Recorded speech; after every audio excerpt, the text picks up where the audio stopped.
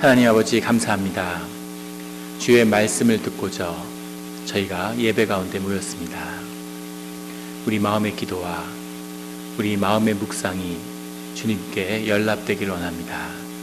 감사드리며 예수 그리스도의 이름으로 기도드렸습니다. 아멘. 오늘 주님은 말씀을 통해서 주의 인도하심을 받는다는 것이, 주의 영의 이끌림을 받는다는 것이 무언가에 대한 그런 도전의 말씀을 우리에게 주고 계십니다. 우리가 신앙의 길을 간다는 것, 또 그것은 주님의 말씀에 인도함을 받는다는 것이죠. 주의 영의 인도함을 받는 그런 우리 예배의 길이 되기를 예수 그리스도의 이름으로 축원합니다. 오늘 말씀 가운데 26절에 주의 사자가 빌립에게 말하여 이르되, 이렇게 말씀이 시작하고 있습니다. 주의 사자라고 하는 말씀은 우리 구약 성경 전체를 통해서 늘 천사를 지칭하는 것이죠. 하지만 꼭 천사만이 아니라 주의 사자가 함께한다는 뜻은 하나님의 임재가 우리와 함께한다는 뜻입니다. 그래서 오늘 26절에 나오는 주의 사자, 29절에 성령, 그리고 이 39절에 나오는 주의 영이, 이렇게 주님의 사자가 우리와 함께한다는 것은 성령이, 주님의 영이 우리와 함께 우리 안에서 우리를 향하여 말씀하고 계신다는 것을 의미하는 것이겠죠. 주의 사자가 빌립에게 말하여 이르되, 빌립은 주님을 따랐던 그 12사도에 속하는 빌립보서의 주인공, 그 빌립이 아니고 예루살렘 교회에서 구제를 위해서 세움을 받은 7 집사 중에 한 명인 그 빌립이죠. 이 빌립은 지금 사마리아에 가서 사마리아에서 복음을 증거하는 그런 사역을 감당하고 있는 중이었습니다. 그런데 주님이 빌립에게 말하여 이르되, 일어나서 남쪽으로 향하여 예루살렘에서 가사로 내려가는 길까지 가라 하니, 그 길은 광야라. 광야에 있는 그 한복판에 있는, 예루살렘에서 가사에 있는 그 가운데에 있는 그 지점으로 주님이 가서 그 길로 가라고 이렇게 그냥 말씀하시는 거예요. 우리가 여기서 볼 수 있는 한 가지는 빌립이 주님의 음성을 듣고 있다는 겁니다. 신앙의 길을 간다는 것, 하나님을 따라간다는 것은 주의 음성을 듣는 것이죠. 내 양은 내 음성을 듣나니, 주님이 앞서가시면서 주님의 음성을 우리에게 들려주시는 거죠. 그런데 우리는 왜 주님의 음성을 듣지 못하는 걸까요? 주님이 말씀하시는데 내 안에, 내 생각이 가득 차 있으면 주님의 음성이 들리지 않는 거죠. 더 정확히 얘기하면 주님이 말씀하시지만 우리는 무엇이 주님의 음성인지 분별하지 못하는 것입니다. 내 경험, 내 생각, 내 의지, 내 뜻, 내 욕심, 내 의지, 이런 것이 내 안에 가득할 때, 그럴 때 우리는 주님의 음성을 전혀 들을 수 없는 거죠. 빌립이 주님의 음성을 듣는다는 것은 자신의 마음을 내려놓고, 자신의 경험, 자기의 의지를 내려놓고 주님의 뜻에 온전히 순종하겠다는 그 길에 들어서 있다는 그 뜻이겠죠. 주님의 말씀을 듣는 겁니다. 주님의 말씀을 듣고 있는 빌립이 이제 주님 앞으로 나아가려고 하는데, 주님이 그냥 예루살렘에서 가사로 내려가는 길까지 가라, 이렇게만 말씀하시는 거예요. 주님이 좀 자세히 설명하면 거기에 왜 가는지, 가서 무슨 일이 있을 건지, 어떻게 가야 되는지, 이런 걸 좀 친절하게 자세히 설명해서 납득할 수 있도록 해주시면 얼마나 좋을까요? 근데 주님은 그렇게 말씀하지 않고 그냥 그 내려가는 길까지 가라, 이렇게 말씀하시는 거죠. 29절에 가면 성령이 빌립도로 이르시되 그 수레로 가까이 나아가라, 이렇게 말씀하십니다. 그냥 나아가라. 그 다음에 무슨 일이 있는지, 왜 가야 되는지, 언제 가야 되는지, 그냥 지금 가라, 이렇게만 말씀하시는 거죠. 이 말씀의 뜻 가운데 하나는 주님이 우리에게 말씀을 이렇게 계시적으로 하시는 가운데 우리가 경험하게 되는 것은 우리는 주님의 말씀에 순종해야 된다는 겁니다. 주님이 우리의 이해에, 우리의 의지를 구하시는 것이 아니라 우리의 어떤 설명 가능한, 우리에게 어떤 이성에 요구하시는 것이 아니라 주님은 우리에게 당신의 말씀에 순종하기를 구하신다는 거죠. 가라, 그러면 가야 되는 거죠. 그리고 내려가라, 그러면 내려가야 되는 겁니다. 아무도 아멘 하는 분이 안 계시군요. 가라, 그러면 그냥 가야 되는 겁니다. 주님의 말씀을, 그것이 최선임을 믿고 주님의 인도하심에 따라 순종하는 것, 이것이 믿음의 길이고 신앙의 길이고, 이런 마음이 있을 때 주님이 음성을 우리에게 주시는 거죠. 그럼 내려가라, 그럼 그냥 내려가는 거죠. 또 하나는 주님의 인도하시는 가운데 더 깊은 비밀이 말씀 가운데 있는데, 예전에 한 맹인 자매가 그런 간증을 하는 걸 들은 적이 있어요. 이 자매가 뭐라고 얘기하냐면, 사람들이 당신이 맹인이기 때문에 항상 어느 곳에 가나 길에 인도함을 받게 된다는 거죠. 사람들이 도와주고 길을 인도해 주는데, 길을 어떻게 인도하냐면 자신보다 한 발자국 앞에서 벌어지는 일에 대해서 이야기해 준다는 거죠. 앞에 장애물이 있습니다. 앞에 계단이 있어요. 앞에 문에 턱이 있으니까 조심하세요. 이렇게 얘기해 준다는 거죠.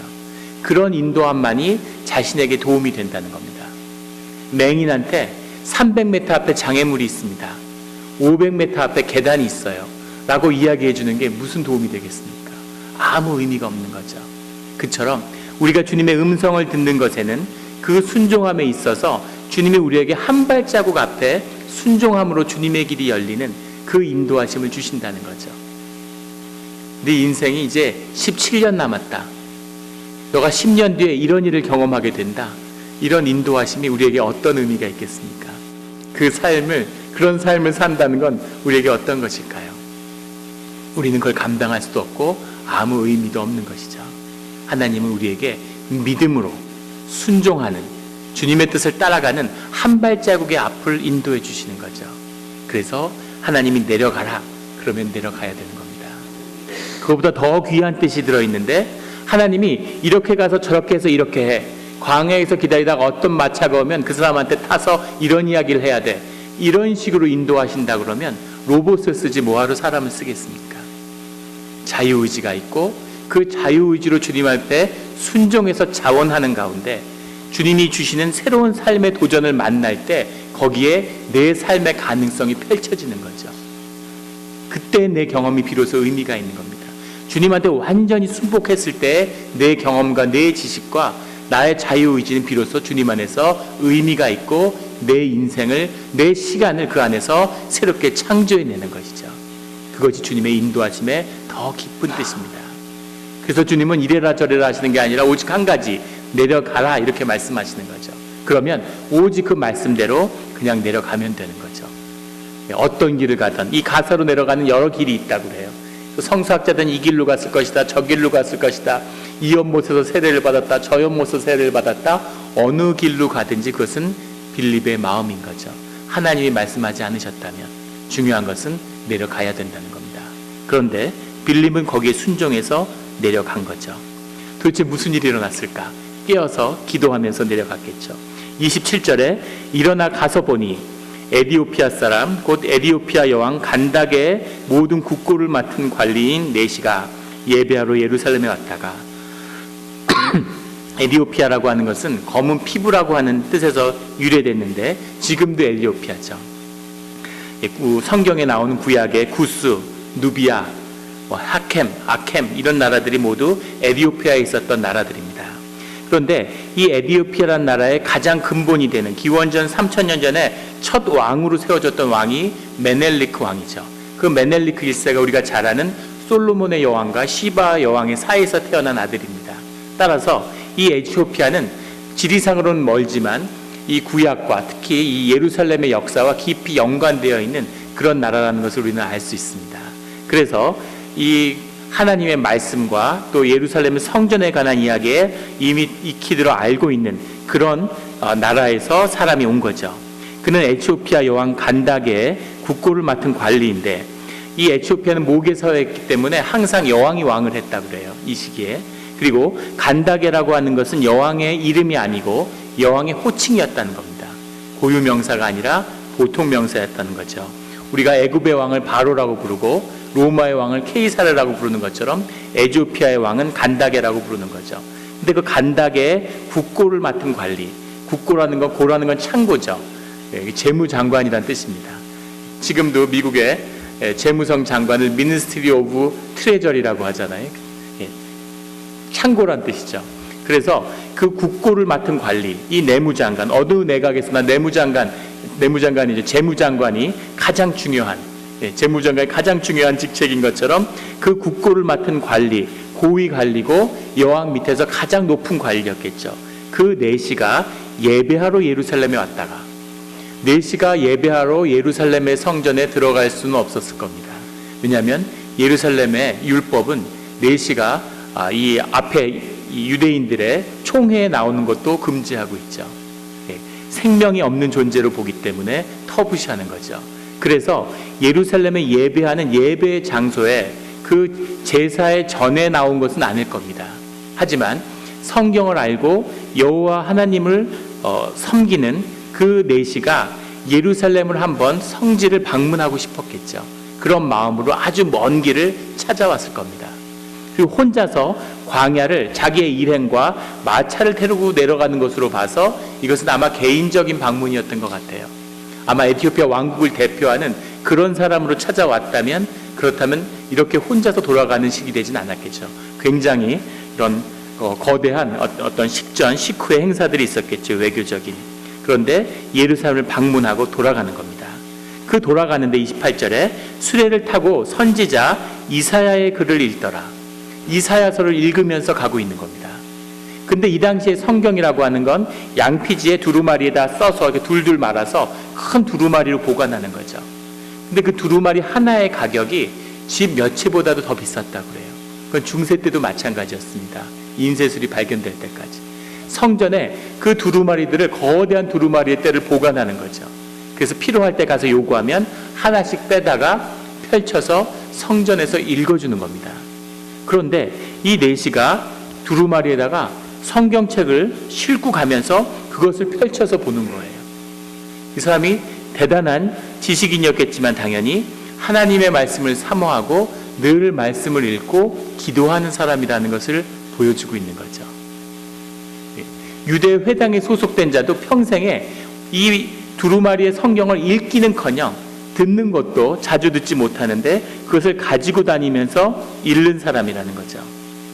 29절에 성령이 빌립더러 이르시되 이 수레로 가까이 나아가라. 더 구체적으로 그 수레에 가까이 접근해서 보라는 거죠. 주님이 말씀하고 계시는 겁니다. 성령님은 왜 이렇게 인도를 하실까 하는 것이 도전인 거죠. 30절에 빌립이 달려가서 선지자 이사야의 글 읽는 것을 듣고 말하되 읽는 것을 깨닫느냐 이렇게 묻고 있습니다. 읽는 게 무슨 말인지 그 의미가 깨달아지느냐 이렇게 묻는 거죠. 32절에 대답하되 지도해 주는 사람이 없으니 어찌 깨달을 수 있느냐 하고 빌립을 청하여 수레에 올라 같이 앉으니라. 가서 그걸 읽으니까 이해가 됩니까? 하고 물어보니까 타라고 인도를 해준 거예요. 상상이 되십니까? 그냥 차 타고 가다가 야 타 이러니까 타고 이런 관계가 아니라 이 사람은 에티오피아의 최고 권위 있는 그런 나라를 대표하는 그런 고위 관리입니다. 독일이나 프랑스의 총리가 미국을 방문했다가 몬트리올에 놀러 온 거예요. 그래서 차를 타고 가면서 뒤에 앉아서 이렇게 책을 읽는데 저 같은 시골 목사가 지나가다가 그 말뜻이 이해가 됩니까? 잠깐 타서 가르쳐줘 타봐 이러고 올라탈 수 있겠습니까? 상상이 안 되는 이야기죠. 그런데 이 일이 벌어졌다는 거죠. 이 일이 의미하는 것은 성령이 빌립에게도 역사하시지만 동시에 이 에티오피아의 내시에게도 역사하고 계시다는 거죠. 성령의 역사와 성령의 역사가 만나는 겁니다. 예전에 한 선교 캠프에 가는데 단기 선교를 온 청년들이 많은 거예요. 선교 봉사활동을 하는데 한 자매가 마음을 아주 그냥 속을 끓는 거죠. 한 청년이 있는데 남자 청년을 이 자매가 형제가 마음에 드는 거예요. 그런데 막 도덕적으로 자기가 힘든 거죠. 선교 와가지고 육정이 바랬구나. 그래서 이 막 그걸 스스로 정지하면서 선교나 열심히 하지 여기서 무슨 남자가 이렇게 마음에 들어 막 이러면서 괴로워하고 있는 거죠. 이 자매가 괴로워하다가 그 캠프에 있는 선교사로 와 계신 한 할머니 선교사님한테 가서 상담을 했대요. 찾아가서 자기의 있는 마음을 솔직히 얘기하고 신앙 가운데 마음이 너무 힘들다고 이야기를 하고 이걸 제가 어떻게 받아들여야 되느냐 이걸 누르고 아니야 이건 아니야 어머니 선교활동만 열심히 해야지 무슨 여기 와서 연애를 해 이러고 막 죄의식에 시달렸는데 그 마음을 몸은 마음을 이길 수 없죠. 생각은 마음을 이길 수 없기 때문에 그 마음이 점점 더 커지는 거죠. 그래서 가서 그 할머니 선교사님한테 이렇게 얘기를 하니까 할머니 선교사님이 다 듣더니 그건 하나님의 인도하심이고 그 형제는 하나님이 만나게 해주신 거니까 둘이서 같이 잘 사귀어서 두 사람이 나중에 결혼해서 부부가 됐는데 그렇게 만나라고 그렇게 얘기를 하더라는 거예요. 그래서 자매가 너무 놀래서 어떻게 그걸 아시냐고 하나님이 그렇게 말씀하셨다. 인도하심이 있으니까 걱정하지 말아라. 자매가 놀란 거죠. 할머니 선교사님이 뭐라고 얘기하냐면 그 자매가 찾아오기 전에 그 형제가 와서 똑같은 주제로 상담을 했다는 거예요. 네. 양쪽이 다 그 얘기를 하니까 이것은 성령의 인도하심이라고 선교사님이 확신한 거죠. 왜 하나님은 빌립에게 얘기하셨는데 또 이 네시한테 얘기해서 둘을 만나게 하셨을까 하는 게 중요한 거죠. 왜 바울처럼 하나님이 직접 가셔서 성령으로 일깨워 주시고 성령으로 말씀의 뜻을 증거하고 성령의 인도하심으로 예수 그리스도를 영접해서 그렇게 깨닫게 할 수도 있는데 굳이 빌립을 내세워서 빌립에게 말씀하시고 네시에게 얘기해서 둘이 만나게 했는가 하는 거죠. 그래서 왜 빌립의 입을 통해서 하나님의 말씀을 증거하는 고난의 종이 왜 예수인가를 증거하게 했는가, 이것이 중요한 겁니다. 여기에는 하나님의 전도와 하나님의 전도의 그 뜻 가운데선 성령의 역사가 있다는 거죠. 성령이 하시면 할 수 없는 일인 거죠. 성령과 성령이 만나는 것이 선교와 전도의 장입니다. 이것이 성령이 회복되고 성령이 더 풍성해지고 성령이 우리 가운데 임하는 비밀이 여기에 있는 거죠. 성도의 연합이, 하나님을 고백하는 자들의 연합 가운데 성령이 함께 하신다는 것을 보여주고 있는 겁니다. 더 중요한 것은 빌립의 경험과 빌립이 하는 성경의 지식과 빌립이 고백하는 주님, 그것을 하나님이 들어 쓰신다는 겁니다. 하나님이 그냥 직통 계시로 네시한테 얘기할 수 있을 텐데, 그리고 이 에티오피아에 네시를 세워서 에티오피아에 더 하나님의 새롭고 신실한 그런 교회를 세우실 수도 있겠죠. 그렇게 하지 않으시고 그 네시를 굳이 예루살렘까지 끌어들여서 예루살렘에서 주님을 만나고 기다리는 이 빌립을 만나게 해서 빌립의 경험과 빌립이 고백하는 예수 그리스도와 함께했던 그 삶의 경험 가운데로 이 네시를 초청해서 이 네시 가운데 회심을 이끌어내신다는 겁니다. 이것이 하나님이 역사하시는 방식인 거죠. 우리 영락교회가 하나님 안에 있었는데 그 가운데 많은 아픔이 있고 시련이 있고 무너짐이 있고 부족한 부분이 있죠. 그런데 하나님은 그 경험을 들어 쓰셔서 이 교회로 인도함을 통해서 이 교회로 전도함을 통해서 하나님이 증거되기를 원하신다는 겁니다. 이것이 하나님의 역사하심이에요. 난 너무 신실하고 나는 너무 하나님을 사랑하기 때문에 이 더러운 교회는 나갈 수가 없어. 이 크리스찬들하고는 같이 도저히 예배를 드릴 수가 없어. 이것은 하나님을 모르는 겁니다. 그런 마음으로 교회에 나올 수 없다면 그건 마귀의 인도함이에요. 하나님은 그 경험 가운데 하나가 되기를 원하신다는 거죠. 빌립이 고백하는 빌립의 삶 가운데 있는 빌립이 만난 예수님을 통해서 하나님의 복음이 증거되기를 원하신다는 겁니다. 이것이 하나님의 인도하심이죠. 고난의 종에 대한 말씀을 나눈 다음에 34절에 그 네시가 빌립에게 말하여 청컨대 내가 묻노니 선지자가 말한 것이 누구냐 가리킴이냐 자기를 가리킴이냐 타인을 가리킴이냐. 35절에 빌립이 입을 열어 이 글에서 시작하여 예수를 가르쳐 복음을 전하니, 성령과 성령이 만나는데 그에 앞서서 하나님의 말씀이 증거되었다는 겁니다. 말씀을 나누는 거죠. 이 말씀을 통해서 하나님의 계시 가운데 둘이 하나로 연결되는 거죠. 이것이 하나님과 함께하는 방법입니다. 성령과 성령을 우리가 받아서 주님의 음성을 듣기 때문에 그 음성 가운데서 주님의 말씀을 주님의 음성으로 듣는 거죠. 이것이 주님의 말씀을 듣는 것입니다. 그냥 살아있는 말씀이 성경책이 아니에요. 그렇게 얘기하면 이단이죠. 그건 사위가 되는 거죠. 이것은 그냥 하나님의 말씀을 기록한 책인데 성령의 감동 감화로 이 말씀이 살아계신 하나님이 되어서 우리 가운데 역사하는 거죠. 그래서 우리는 늘 기도해야 되고 우리의 심령이 열리고 성령의 음성을 들어야 그때 비로소 성경의 말씀이 되는 겁니다. 한국의 교회에서 사역할 때 신학교에서 강의를 여러 해 했는데, 한국은 모든 면에서 그렇듯이 뭔가 질적인 걸 추구해야 되는데 자꾸 양으로만 나가려고 그래요. 많이 하면 좋은 줄 알고 성경을 읽는데 성경을 5독했다 뭐 10독했다 뭐 신학교 다닐 때 100독을 해야 된다 그러고 막 이런 말도 안 되는 소리들을 하는 겁니다. 아무 온전히 풀타임 목회자로서 사는 목사도 1년에 성경을 1독하는 것이 어렵습니다. 아무것도 안 하고 성경만 읽어도 1독하는 게 어려워요. 그런데 5독, 10독 했다는 사람이 교회에 수두룩합니다. 신학교를 갔는데 2박 3일 사경회를 하는데 성경을 1독한대요. 그래서 어떻게 그 1독이 가능할 수 있냐 그러니까 녹음 테이프를 듣는 겁니다. 오디오로, 포터블 오디오에다가. 그래서 그걸 들으면 한 번 읽는 걸로 치는 거죠. 근데 그렇게 들어도 어떻게 3박 4일, 2박 3일 동안 어떻게 한 번을 듣습니까? 그걸 빠르게 돌리는 거예요. 막 이렇게 얘기를 하면, 그렇게 해서 한 번 돌아가면 1독입니다. 그래서 100독, 1000독을 하면 무슨 의미가 있겠어요? 성령의 말씀하심, 성령의 역사하심을 통해서 말씀을 들어야 하는 거죠. 그 말씀을 듣는 가운데 하나님의 복음이 증거되는 거죠.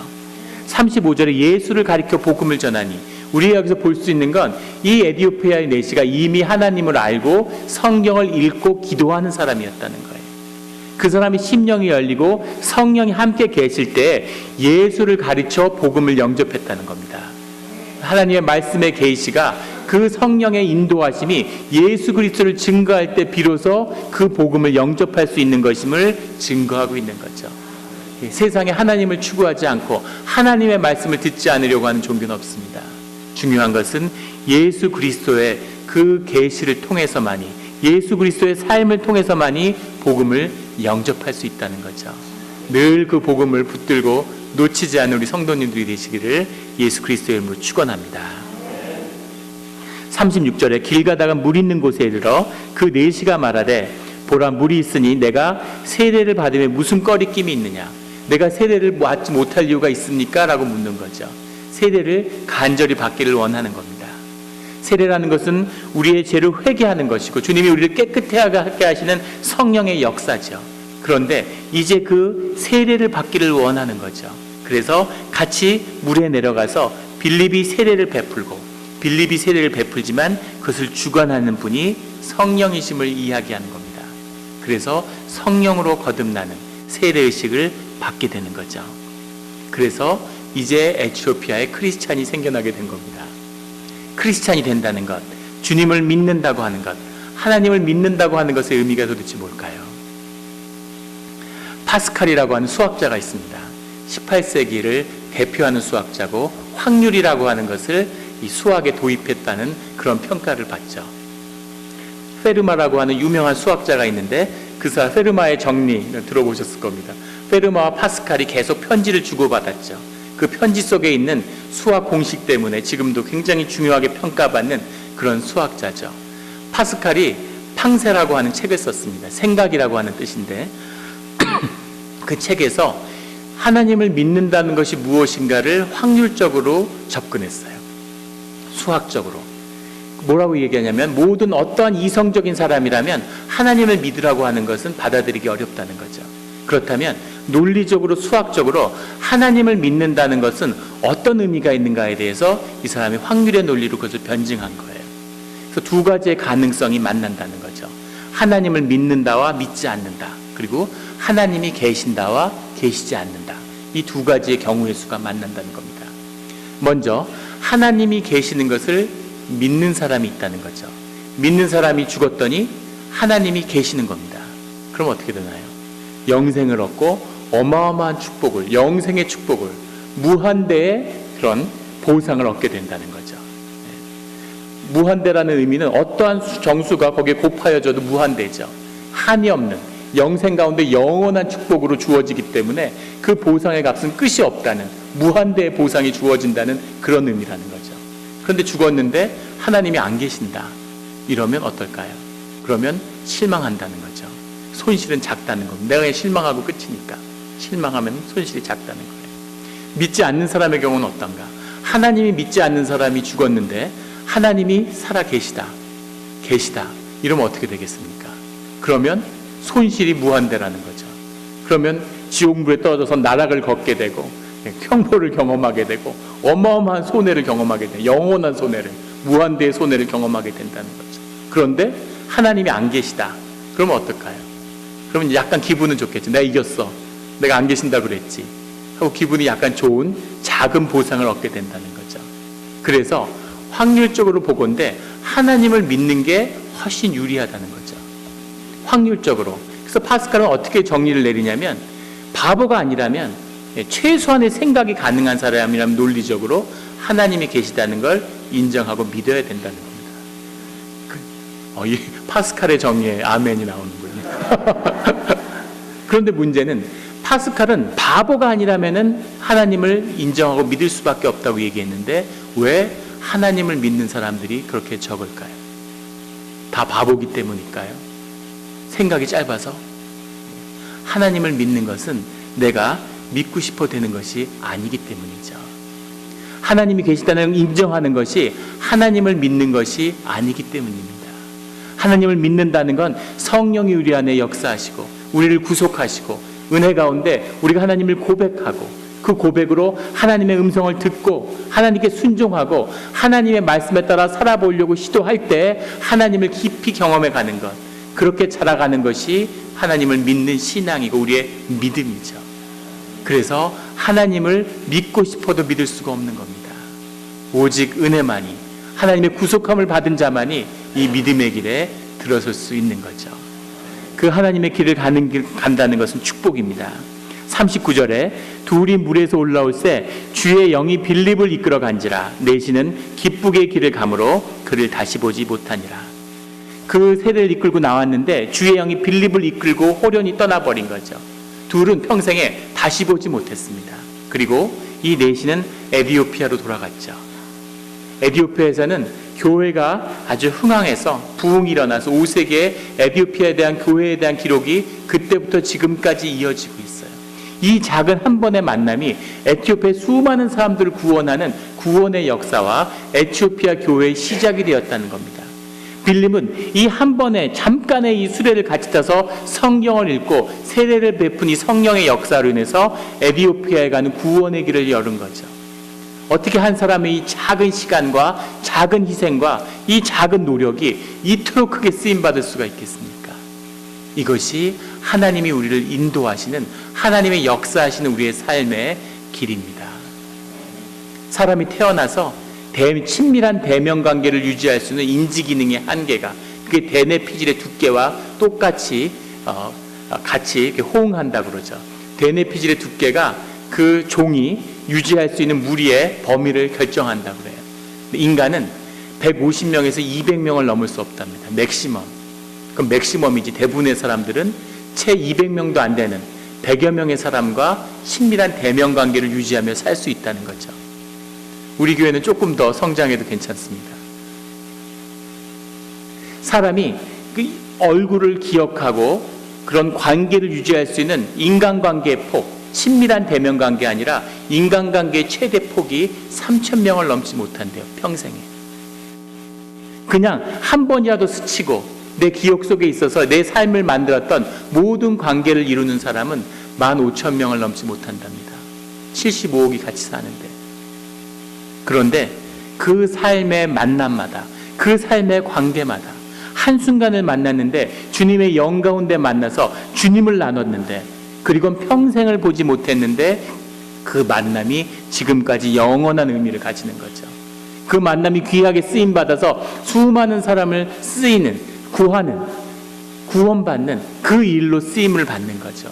이렇게 의미 있는 시간과 의미 있는 삶의 순간을, 의미 있는 귀중한 만남을 주님의 성령 안에서가 아니면 어떻게 우리가 상상이나 할 수 있겠습니까?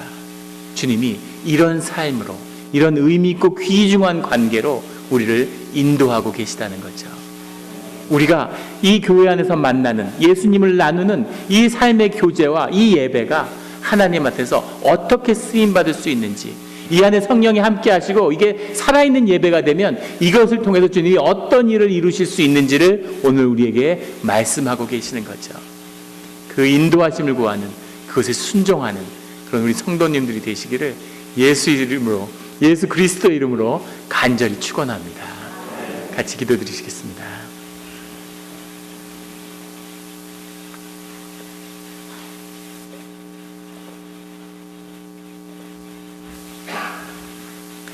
하나님 아버지 감사합니다. 우리가 늘 주님의 음성을 기다립니다. 우리 마음 가운데 내 것이 있다면 다 내려놓게 하시고 주님의 음성을 구하는 주의 자녀가 되게 하여 주시옵소서. 주의 음성을 들을 때 무조건 순종하는, 그것이 축복의 길임을 믿고 순종하는 우리가 되기를 원합니다. 주님, 우리를 인도하여 주셔서 우리가 상상할 수 없는 축복의 삶으로 이끌어 주시옵소서.